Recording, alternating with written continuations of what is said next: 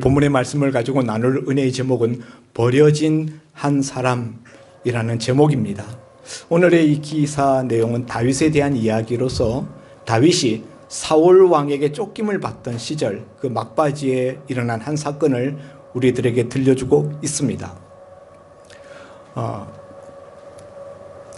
하나님께서 다윗에게 기름 부으신 것으로 인하여서 시기 질투하였던 사울 왕은 다윗을 없애려고 작정합니다. 그래서 군대를 편성하여서 다윗이 있을 만한 곳을 다 수색하고 다녔죠. 그렇게 한 세월이 10여 년 세월이 지났습니다. 다윗이 생각할 때 도저히 이제는 이스라엘 땅 안에서는 어디 숨을 데가 없다라고 생각하고 이제 자신이 사울을 피하려면은 이스라엘 국경 바깥으로 나가는 수밖에 없다라고 판단하고 그가 선택한 곳이 바로 블레셋 땅 가드 왕 아기스의 품이었습니다. 가드라는 곳은 골리앗의 고향이잖아요. 다윗이 물맷돌로 쓰러뜨렸던 그 골리앗이 가드 사람이었는데 오늘 다윗이 사울 왕을 피하여서 블레셋 가드 왕 아기스에게 귀순합니다. 적의 적은 내 편이라고. 블레셋이 사울 왕과 전투를 벌이고 적으로 생각하고 있었기 때문에 사울 왕이 적으로 여기고 있었던 다윗을 블레셋 가드 왕 아기스는 받아줍니다.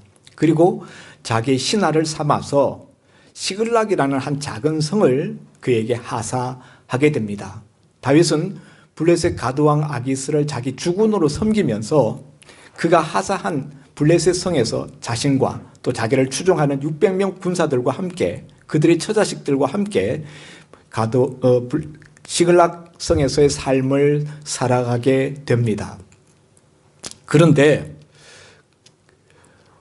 다윗은 그곳에서 살아가는 동안에 가드왕 아기스에게 거짓말을 하게 됩니다.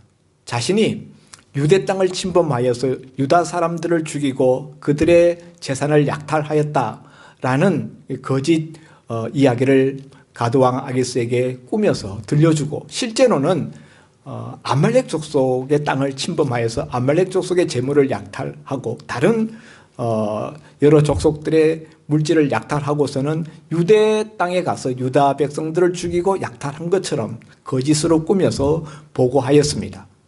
그러므로 가드왕 아기스는 다윗이 동족을 쳤으니 이제는 동족에게 버림받고 미움이 되었으니 이제는 확실히 내 편이 되었다라고 단정하고 다윗을 신임합니다.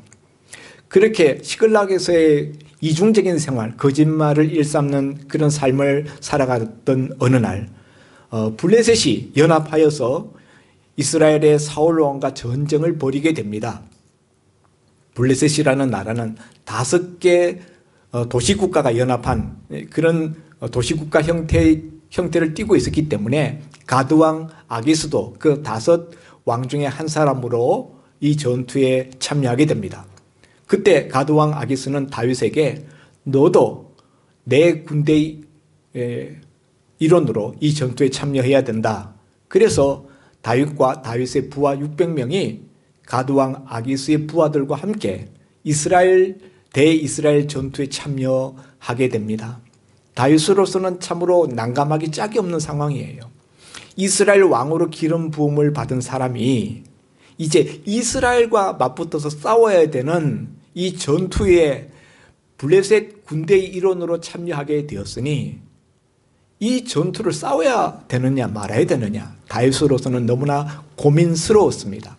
그러나 오늘날까지 블레셋 가드 왕에게 충성을 겉으로 이렇게 포장한 그 충성을 내보였던 그런 자신인지라 그런 것을 무너뜨릴 수도 없고 어쩔 수 없이 그 가드 왕 블레셋 군대의 일원으로 전투에 참여하여서 아벡이라는 곳까지 이스라엘 깊숙한 내륙까지 진출하게 됩니다. 당시 사울 왕은 그 맞은편 쪽에 있는 이스라엘 골짜기에 진을 치고 있었습니다. 이제 머지않아서 전투가 임박하게 되는데 그때 가드왕 아기스의 부하들이 아기스 왕에게 불평을 털어놓게 됩니다. 저 다윗이라는 작자가 누굽니까? 일찍이 우리의 장군 골리앗 장군을 쳐 죽인 작자가 아닙니까? 저런 자가 전쟁에서 우리 뒤통수를 치면은 우리가 그냥 우리가 당하고 맙니다. 어찌하여서 저런 자를 함께 전투에 참여하게 하셨습니까? 우리는 저런 자와 함께 전투할 수 없습니다 하면서 다윗에 대한 비토, 거부를 가드왕 아기스에게 노골적으로 불만으로 털어놓게 됩니다. 이 이야기를 들은 가드왕 아기스는 도저히 장수들을 더 이상 설득하고 달랠 수 없음을 알고 다윗을 불러서 다윗아, 나는 너를 신임하지만은 내 부하 장수들은 너를 아직 신임하지 못하니 너를 좋아하지 아니하니 너는 이 전투에서 그만 돌아가서 빠져 있으라. 내 성 시글락성으로 돌아가라. 조용히 돌아가 있어라. 이제 그렇게 됨으로 말미암아 다윗이 하마터면은 동족 이스라엘 백성들과 싸울 뻔했었던 그 딜레마에서 모면을 받게 됩니다. 100km 떨어져 있었던 전선에서부터 자신이 살고 있었던 시글락성까지 돌아오는데 상당한 시간이 걸렸습니다. 그리고 시글락성에 마침내 도착했을 때 눈앞에 믿기 어려운 현실이 펼쳐지고 있었습니다.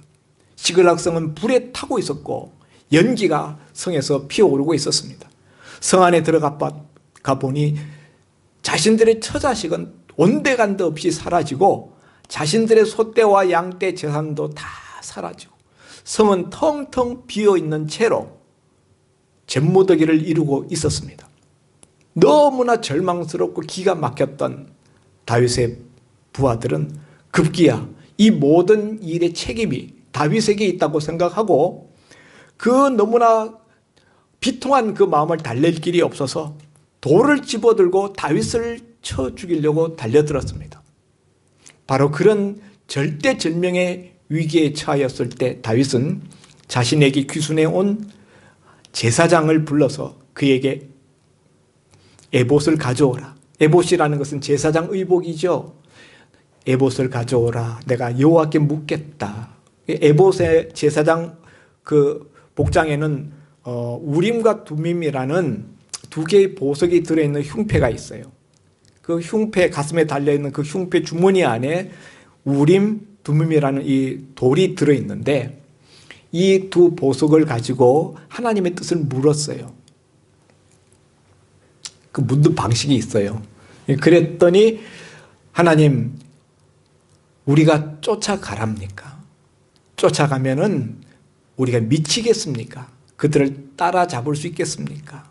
그랬더니 응답이 주어지기를 쫓아가라 라는 응답이 나왔어요. 그런 내용이 앞에 8절에 있습니다.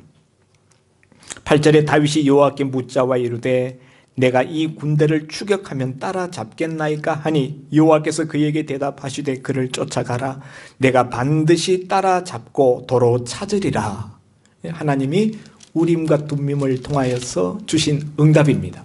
그래서 이 응답을 받고 다윗이 추격대를 편성해서 바로 600명 블레셋 전선에 나갔던 그 신복들이 바로 추격대가 되었죠. 그래서 자신들의 처자식을 사로잡아간 자들을 따라가게 됩니다. 그러나 여러분, 누가 잡아갔는지도 몰라요. 누가 잡아갔는지를 알아야 그들이 어디쯤 있을 것이라 생각하고 추격할 수 있지 않겠습니까? 자신들이 그 현장에 있지 않았기 때문에 그런 사건이 벌어진 지가 이미 며칠이나 지났습니다. 때문에 누가 자신들의 처자식을 잡아갔는지, 누가 시글락성을 공격했는지 도무지 짐작조차 할 수 없었습니다. 그리고 그들이 지금 어디에 있는지 동서남북 사방의 그 넓은 유다 광야에서 어디로 가야 되는지 그야말로 막막했습니다. 그러나 그렇다고 해서 손 놓고 있을 수만도 없었어요. 그래서 흔적을 찾아보면서 남쪽으로 부솔 시내라는 곳까지 약 24km 떨어진 부솔 시내까지 추격해 가게 됩니다. 이 광야에서 어떤 흔적을 보고 추격한다는 것은 대단히 어렵습니다. 왜냐하면 광야에 모래바람이 한번 불면은 반나절이면은 모든 흔적이 다 덮여버리고 다 사라져요. 그렇기 때문에 지금 이 사건이 일어난 지는 벌써 사흘이나 지났기 때문에 그 흔적을 찾는다는 것도 쉽지 않았을 거예요.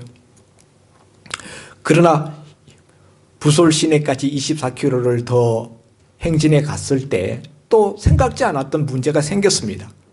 그것은 무엇인가 하면은 자신을 따라오던 600명 군사 중에 추격대 600명 중에 200명이 도저히 이제는 더 이상 못 가겠다고 널브러진 거예요. 그도 그럴 만한 것이 이미 블레셋 전선까지 100km를 행군해서 갔다가 또 100km를 행군해서 다시 돌아왔다가 거기에서 시글락에서부터 부솔 시내까지 또 20여 킬로를 또 걸어왔으니 얼마나 힘들었겠습니까? 군대에서 완전 군장 메고 하는 제일 고된 육군 보병의 훈련이 100km 행군이라는 것이 있습니다. 100km 행군하고 나면은 발바닥이 완전히 걸레처럼 되어지고 다 찢어지고 피나고 정말 걸어가면서 자요. 그럴 정도로 힘듭니다. 그런데 지금 이 얼마나 많이 100km를 왔다 갔다 하고 지금 또 20여 킬로를 지금 또 걸어오고 그랬으니 힘들어서 도저히 더 이상 못 가겠습니다 라는 낙오병들이 생길 만도 했습니다. 200명의 낙오병이 발생했습니다. 그러니 남은 자는 400명밖에 없어요. 400명을 데리고 적군을 추적하게 됩니다. 어디에 있는지도 모르는 적군을. 얼마나 막막하고 얼마나 정말 자신들의 모습이 한심스러웠을까요? 적군의 숫자는 대략 얼마쯤 될까요? 누군지도 모르는 적군인데 그러나 그 적군은 적어도 수천 명대는 되었을 것이다. 예.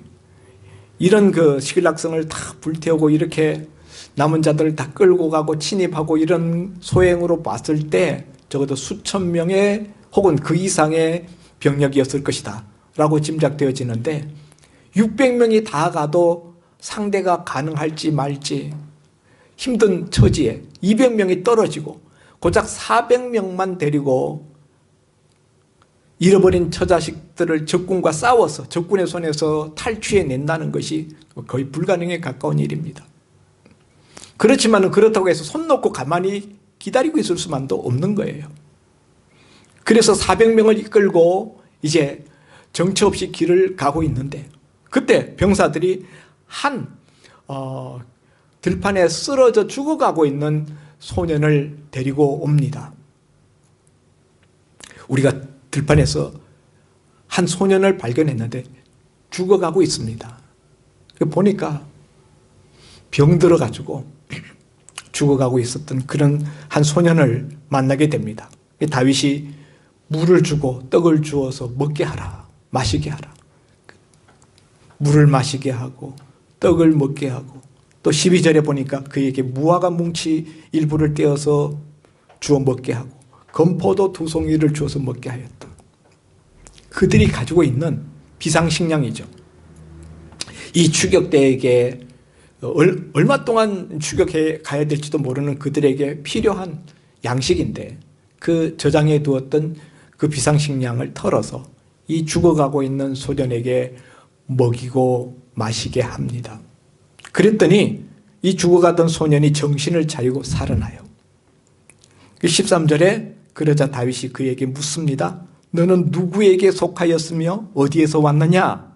이렇게 물으니 그가 이르되 나는 애굽 소년이요 아말렉 사람의 종이더니 사흘 전에 병이 들매 내 주일이 나를 버렸습니다. 이 소년의 죽어가던 버려진 한 소년의 정체성이 드러납니다. 애굽 사람이라는 거죠. 애굽 소년인데 그의 위치는 아말렉 사람의 종으로 있었다.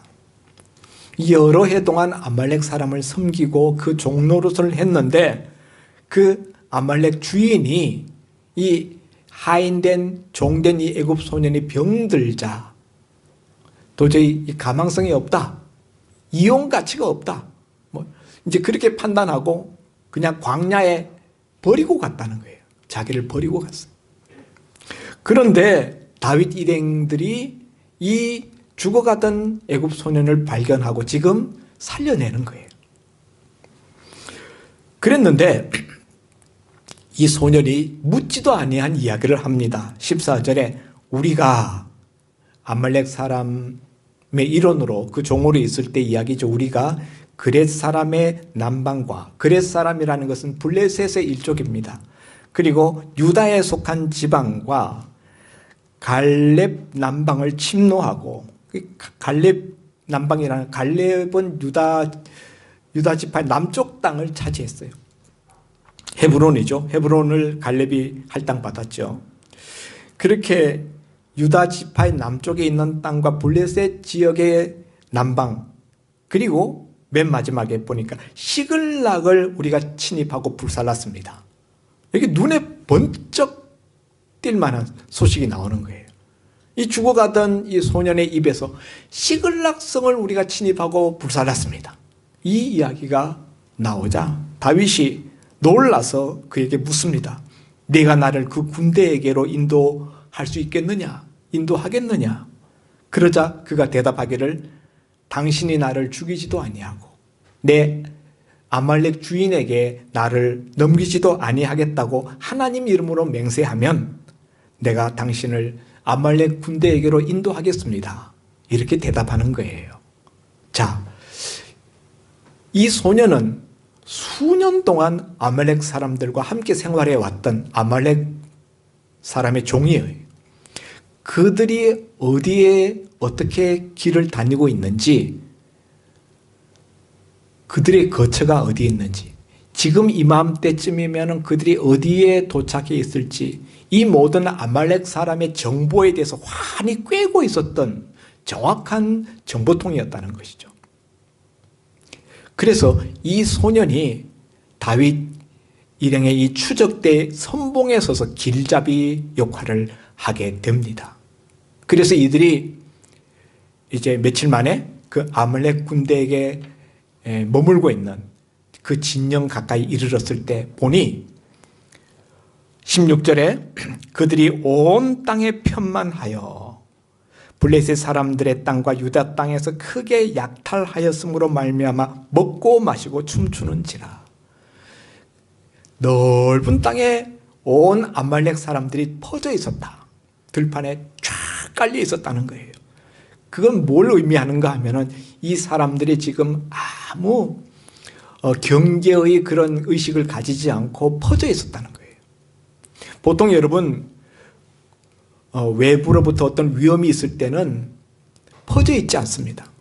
여러분 우리가 서부 영화 같은 데 보면은 인디안들의 습격 이런 것을 당할 때 그 미국 그 서부로 넘어가던 그 사람들이 포장마차를 가지고 전부 뺑 이렇게 둘러서 외부로부터 자기들을 지키기 위해서 진을 치는 것을 보게 됩니다. 진을 친다는 것은 모여 있는 거거든요. 그런데 지금 여기 온 들판이 다 퍼져 있다. 이 수천 명 사람 군사들이 다 퍼져 있는 거예요. 그것은 그들이 방심하고 있는 거예요. 아말렉 사람들이 생각할 때에는 누구도 지금 이 순간에 자기들을 쳐올 수 있는 그런 적군은 없다라고 판단했던 거예요. 다윗과 그 신복들은 대이스라엘 전투에 블레셋 병사들과 함께 출동했고 블레셋의 모든 병사들도 이 전투에 참여하였고, 그러므로 주변에서 이 아말렉 사람들 자신들이 블레셋 진영도 블레셋 사람 마을들도 노략질했고 유다 마을들도 노략질했지만은 두 진영이 서로 지금 전투를 총력전으로 준비하고 있기 때문에, 다윗도 이미 거기 출전했기 때문에 누구도 자기를 해칠 수 없다고 생각하고 지금 또 너무나 많은 노략물들을 지금 탈취해 왔기 때문에 기분이 좋아서 먹고 마시고, 여기 이제 마시고에는 술도 들어가 있죠. 술에 잔뜩 취해가지고 너무 흥겹게 춤추고 술 마시고 지금 퍼져 있는 거예요. 그런데 바로 그런 순간에 다윗 일행이 아말렉 진영에 도달하게 됩니다. 저녁에 도달했는지 초저녁에 도달했는지 한밤중에 도달했는지 알 수 없습니다. 그러나 오늘 본문에 보니까 17절에 다윗이 새벽부터 이튿날 저물 때까지 그들을 쳤다. 언제부터 쳤다고요? 새벽부터. 이 표현을 볼 때 다윗이 새벽이 될 때까지 기다리고 있었던 것 같아요. 예. 그러니까 지금 춤추고 술 마시고 지금 막 흥겹게 초저녁에 그렇게 놀다가 캠프파이어 하고 지금 난리 났죠. 그러다가 이제 어느 정도 시간이 지나니까 다 골아 떨어졌어요. 새벽이 되어서 한잠이 들었는데 바로 그때 400명, 일종의 유격 전술이죠. 적은 숫자 인원을 가지고 새벽에 급습하는 거예요. 그렇게 했더니 그들이 혼비백산해 가지고 도망치는데 다윗이 그들을 쫓아가면서 그 아말렉 족속을 쳤는데 그날 하루 종일 그들을 치고 그러고서도 모자라서 그 다음날 하루 종일 치고 그 다음날 해가 저물 때까지 아말렉 진을 진멸했다. 그러니까 꼬박 이틀을 새벽부터 해가 질 때까지 쳤다는 거예요. 그러니까 아말렉 진을 완전히 진멸했다는 것입니다. 그러는 과정 중에서 도망친 자는 낙타를 탔던 400명 외에는 다 죽임을 당했다. 예. 엄청난 승리를 거둔 것입니다. 기적 같은 승리를 거두었어요.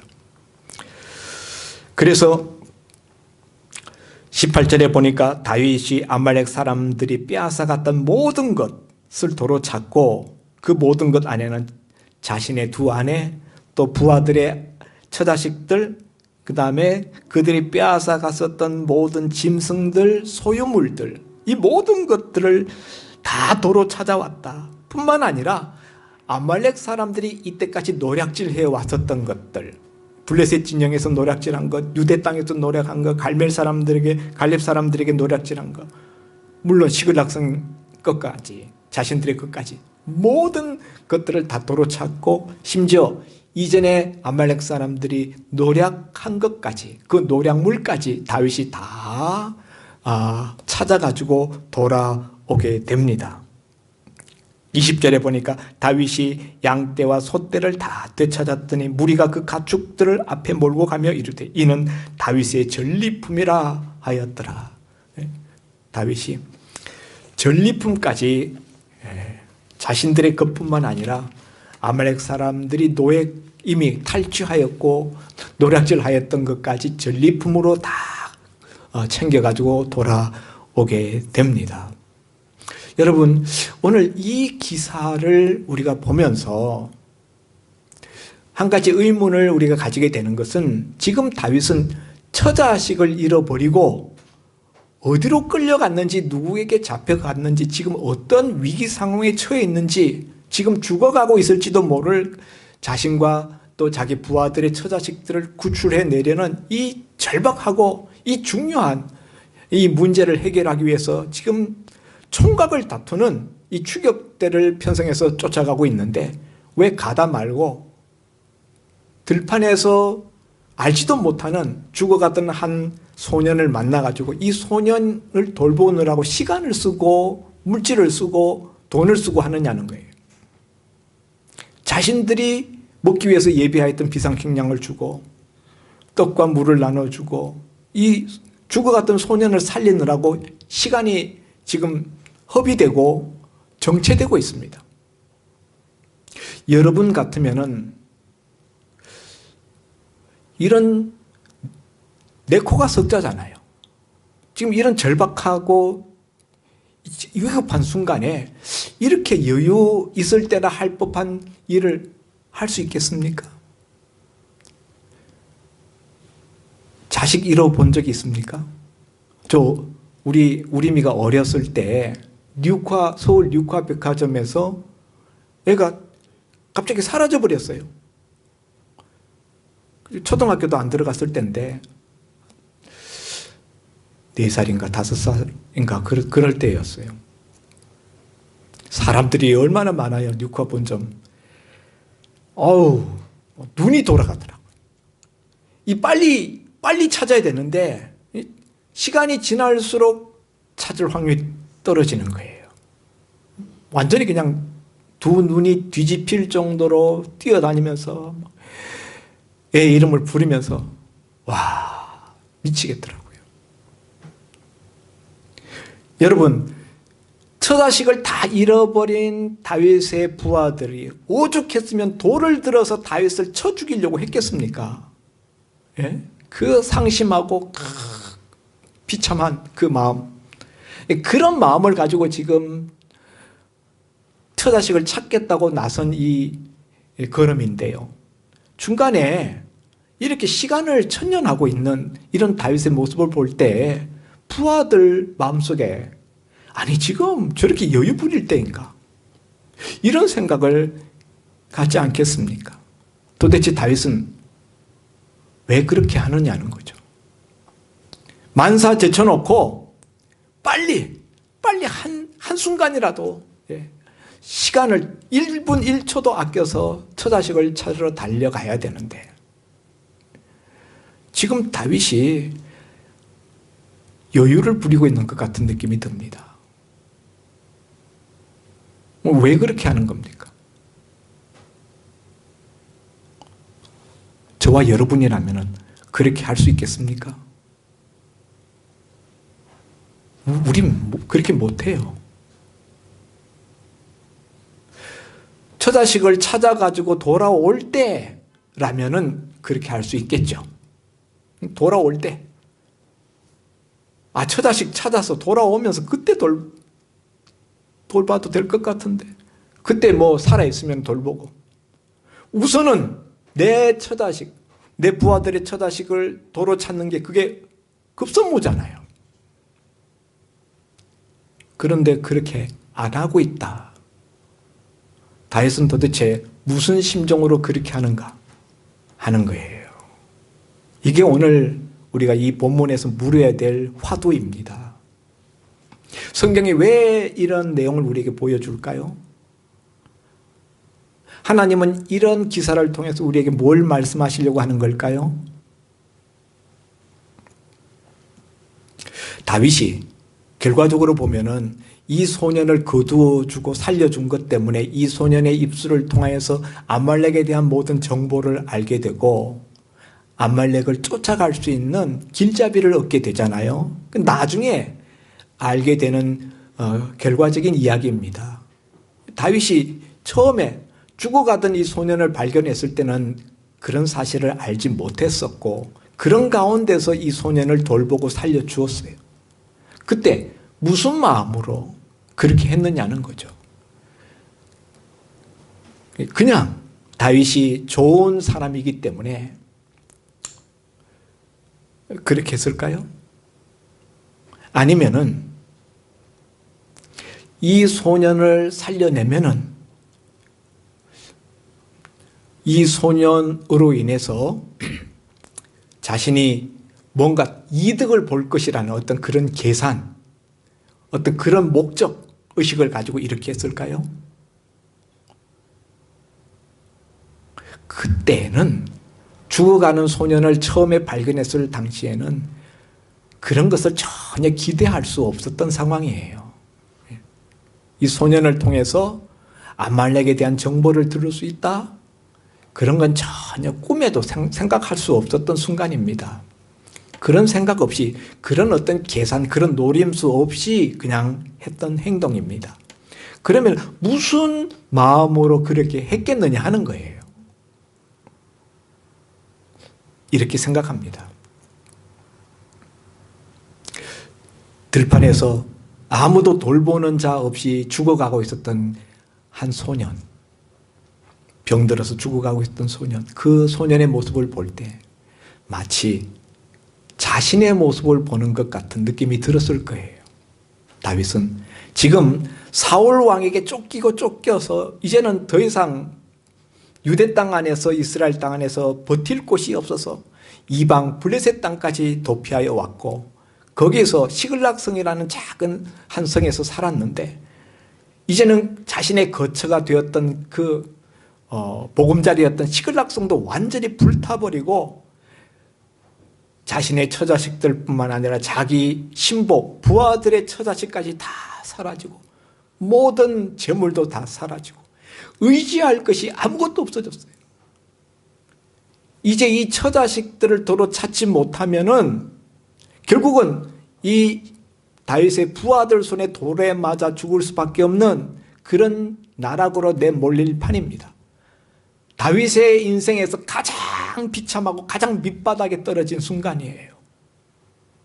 그때 광야 들판에서 죽어가고 있었던 한 소년을 보았을 때 그 모습이 마치 미래를 전혀 기약할 수 없고 내다볼 수 없는 자신의 모습과 너무 닮아 있다라는 느낌을 다윗은 받았던 거예요. 그리고 어떤 마음으로 이 소년에게 도움의 손길을 건넸는가 하면 죽어가고 있는 이 소년에게 긍휼을 베풀면서 하나님, 저도 이 소년이나 다를 바 없습니다. 제 인생도 이제 막장입니다. 이제 막바지 비탈길에 서 있습니다. 이제 벼랑 끝입니다. 하나님, 내게 긍휼을 베풀어 주십시오. 제가 이 소년에게 긍휼을 베풀듯이 하나님, 제게도 긍휼을 베풀어 주십시오. 다윗은 이런 마음으로 이 죽어가던 소년을 거두어주고 이 소년에게 도움의 손길을 베풀었던 거예요. 긍휼히 여기는 마음을 하나님께로부터 얻고 싶다는, 하나님이 나를 좀 긍휼히 여겨달라는 그 심정으로 이 죽어가던 이 애굽 소년을 긍휼히 여기고 거두어 주면서 하나님의 긍휼히 여겨주는 손길을 기대했던 것입니다.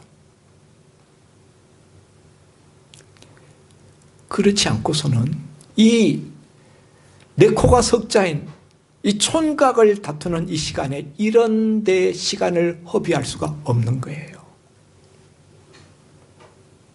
그런데 여러분, 그렇게 하나님의 긍휼을 기대하면서 이 소년을 거두었는데 결과적으로 어떻게 되었습니까? 이 죽어가던 애굽 소년을 살린 이 일이 죽어가던 자신의 처자식들을 살리고 자신과 자신의 부하들을 살리는 결정적인 기적의 문을 여는 사건이 되고 말았다는 사실이에요. 이거 꿈에도 생각하지 못했던 일이에요. 다윗이 계산하고 노리고 한 일이 아닙니다. 사랑하는 성도 여러분, 오늘 이 기사를 통해서 하나님이 우리에게 말씀하시려고 하는 것이 무엇입니까? 하나님은 사람들을 통해서 일하신다는 거예요. 그런데 여러분, 어떤 사람들을 통해서 일하시는가? 우리는 하나님께서 세상에 힘있고 유력하고 대단한 그런 사람들을 통해서만 일할 것이라고 생각합니다. 그러나 여러분, 우리가 성경에서 거듭 발견하게 되는 진리는 하나님은 보잘것없는 버려진 자, 작은 소자, 이런 자들을 통해서 하나님의 일을 진행시키신다는 사실이에요. 오늘 이 광야에서 죽어가고 있었던, 이름도 알지 못했던 이 소년은 하나님이 다윗을 돕기 위해서 보낸 길잡이예요. 그런데 여러분, 사람들은 대단한 사람들을 만나면 신경을 쓰고 친절을 베풀고 뭔가 그냥 내가 저 사람한테 잘하면 저 사람한테 나중에 뭔가 챙겨받을 수 있겠지, 이런 생각들을 하면서 마음을 씁니다. 섬깁니다. 베풉니다. 그러나 여러분, 을의 위치에 있는 보잘것없는 작은 소자, 버려진 자 같은 자들, 업수의 여김을 받는 그런 사람들에 대해서는 거들떠 보지도 않고 관심도 두지 않습니다. 그러나 여러분, 그런 하찮게 여겨지는 버려진 자 같은 자들이 우리의 운명을 바꿀 수 있는 하나님이 보내신 우리를 돕는 길잡이일 수 있다는 사실을 성경은 오늘 이 본문을 통해서 우리에게 말씀하고자 하는 거예요. 아멘입니까?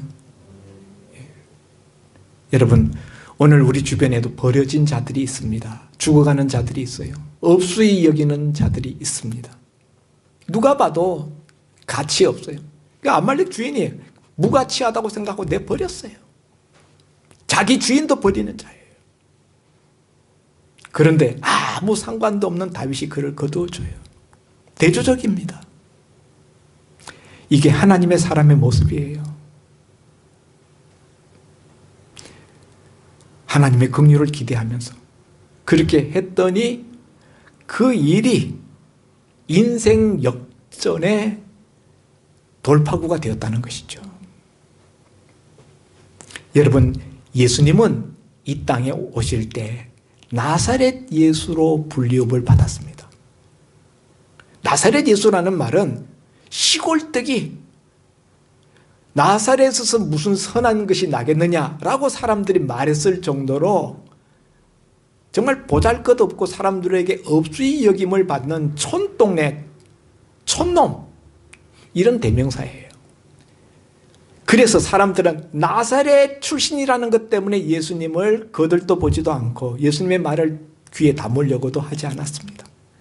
그러나 그 나사렛 예수가 그들의 인생의 운명을 바꾸고 그들을 구원시킬 수 있는 유일한 자였다는 사실이. 아멘입니까? 예. 지금 우리를 돕기 위해서 하나님께서 버려진 자 같은 작은 소자들을 우리 옆에 두고 계십니다. 여러분, 만일 우리가 지금 내 코가 석자인데 내가 지금 얼마나 중요한 내 처자식들을 살려야 되는 지금 이 화급하고 이 중대한 일에 내가 골몰하고 있는데 하면서 그 작은 하나님이 보내신 소자들을 우리가 외면한다면은 나를 돕고자 하는 하나님의 손길을 우리가 거부하는 것이고 우리가 잃어버리는 것입니다.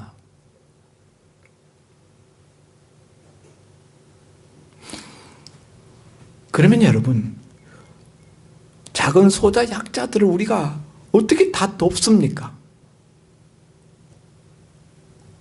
우리가 다 도울 수는 없어요. 세계에 있는 모든 약자 소자들을 우리가 다 도울 수는 없어요. 불가능합니다. 그러나 하나님이 내 앞에, 지난번에 우리가 부자와 나사로 이야기하면서 부잣집 대문 앞에 날마다 거기서 부잣집에서 나오는 음식 쓰레기로 연명해 가고 있었던 거지 나사로, 그는 어떤 의미에서 부자를 살리기 위한 하나님이 보내신 작은 소자일 수 있었어요. 그런데 나사로, 그런 그 업수이 여김을 받는 거지 나사로에 대해서 부자는 거들떠 보지도 않고 조금의 친절도 조금의 도움도 베풀지 않았어요. 결국 그것이 부자로 하여금 지옥에 가게 만들었습니다. 여러분, 버려진 자들에 대해서 우리가 부자와 같은 그런 태도와 의식을 가지고 살기가 쉽습니다. 저는 저의 인생이고 나랑 상관없다. 지가 저렇게 된 것은 지 때문이지 뭐. 내가 그렇게 한 것도 아니고. 나는 내 인생 살기 바빠. 나는 내 인생 즐겨야 돼. 우리가 그렇게 사는 경우들이 얼마나 많습니까?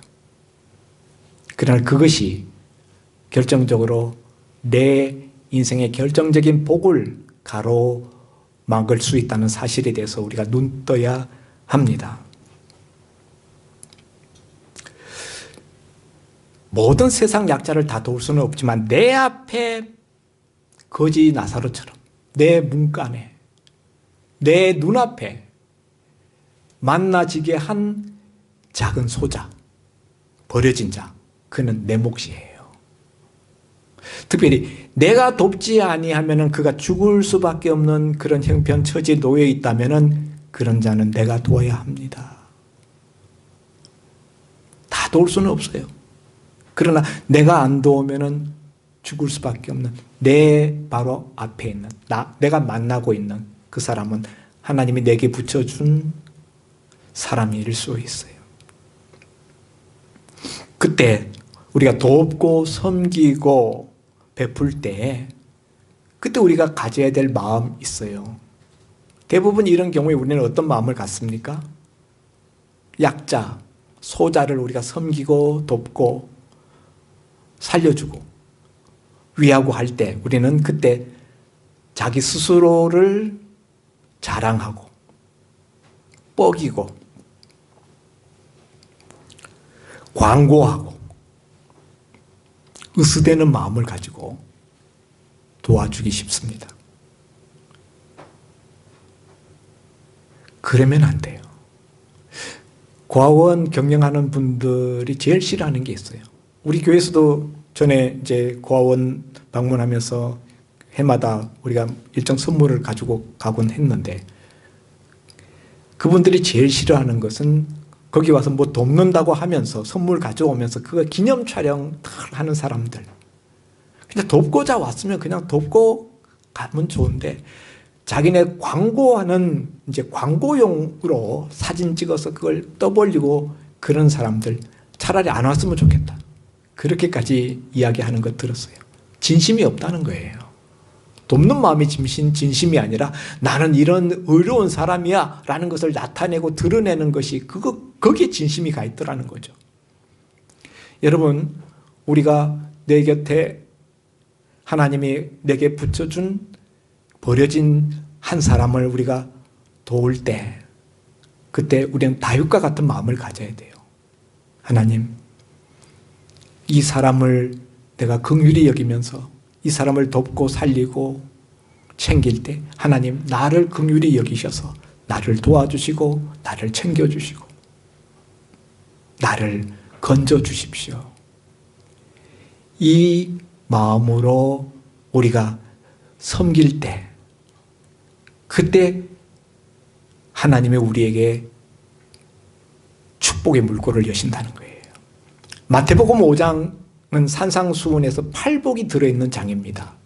심령이 가난한 자는 복이 있나니 천국이 저희 것임이라로 시작되는 이 8복 중에 제 7절에 가서 보면은 긍휼히 여기는 자는 복이 있나니 저희가 긍휼히 여김을 받을 것이며 라는 긍휼히 여김 받는 복이 들어있어요.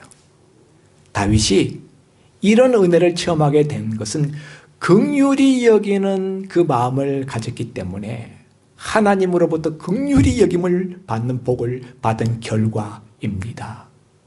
사랑하는 성도 여러분, 장차 여유 있으면 하겠다. 내가 아니어도 다른 누가 하겠지. 차차로 하겠습니다. 우리가 그러지 말고 오늘 다윗처럼 내 앞에 죽어가는 작은 소자를, 버려진 자를 우리가 만일 본다면 지금이 그를 섬기고 그를 돕고 그를 살려낼 때입니다. 이를 통하여서 우리가 기대치도 못했던, 생각지도 못했던 하나님의 은혜, 하나님의 축복을 경험할 수 있습니다. 믿는 자만이 그것이 자기의 것이 됩니다. 말씀을 듣고 아유, 소설 쓰시네. 그 어쩌다가 그냥 동화에서나 나오는 이야기지. 이렇게 생각하시는 분에게는 그런 일이 안 일어납니다. 그러나 이 말씀을 진실하게 믿고 나도 긍휼히 여기는 마음으로 하나님의 긍휼을 구하는 자로 살겠다. 그렇게 믿음의 마음으로 이렇게 실천하는 분에게는 이 우연 같은 일들이 현실로 일어나게 될 것입니다. 코로나 시대 여러분 관계들이 다 무너지고 있어요. 사람 만나지 마라 하면서 우리가 모든 관계들을 끊고 지내면서 관계가 다 무너지고 있어요. 그런데 여러분 하나님은 사람들을 통해서 역사하시고 관계 속에서 역사하십니다. 우연 같지만 우연이 아니에요. 예? 성경의 우연 같은 속에서 하나님의 역사가 얼마나 많습니까? 룻이 우연히 이삭 주스러 나갔다가 자기의 친족인 보아스의 밭에 가서 이삭 죽게 되고 그 일로 인하여서 보아스와 결혼하게 됩니다. 우연입니까? 하나님의 인도예요. 우연히 만나는 만남을 여러분 우습게 여기지 마시기 바랍니다. 만남이 소중하듯이 헤어짐도 소중하게 여기시기 바랍니다. 그 만남과 그 관계 속에서 하나님이 어떤 복을 저와 여러분에게 주실지 모르기 때문입니다. 내 옆에 있는 작은 소자, 그가 나의 복을 여는 문이 될 수 있음을 꼭 기억하시기를 바랍니다. 기도합니다. 하나님 아버지, 오늘 버려진 한 사람을 챙기고 그를 섬기고 그를 살려내는 다윗의 모습을 우리가 보았습니다. 내 코가 석자이며 내 처자식들이 죽어가는 그 순간에 이런 여유 부릴 형편이 아니었음에도 불구하고 다윗이 이 죽어가는 자를 살려내려고 애를 썼던 것은 지금 다윗이 그를 돕지 아니하면 그가 죽을 수밖에 없었기 때문이요. 또 이 죽어가는 자를 긍휼히 여기는 이 마음으로 그를 도우면서 하나님이 자신을 긍휼히 여겨줄 것을 기대했기 때문이었습니다. 들은 말씀을 마음에 새기고 우리도 다윗과 같은 마음으로 다윗과 같은 그런 선한 신앙의 양심을 가지고 사마리아인의 모습을 닮아가는 저희들 되게 하여 주옵소서. 예수님 이름으로 기도하옵나이다. 아멘. 찬송